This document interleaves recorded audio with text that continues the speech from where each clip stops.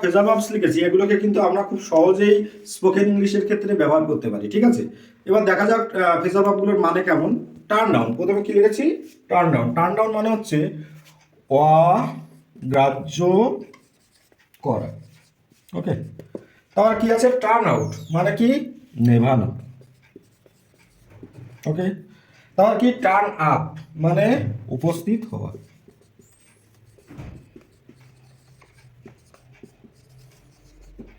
তাহলে কি? Turn run মানে হচ্ছে উল্টানো, ওকে। তা দেখুন ওয়ার্কআউট লিখেছি, ওয়ার্কআউট মানে হচ্ছে সমাধান করা করা আর ওয়ার্ক আপ মানে হচ্ছে উত্তেজিত করা, ওকে। উত্তেজিত করা, ওকে। তাহলে এগুলো সহজেই আমরা স্পোকেন ইংলিশের ক্ষেত্রে কিন্তু ব্যবহার করতে পারি, ওকে।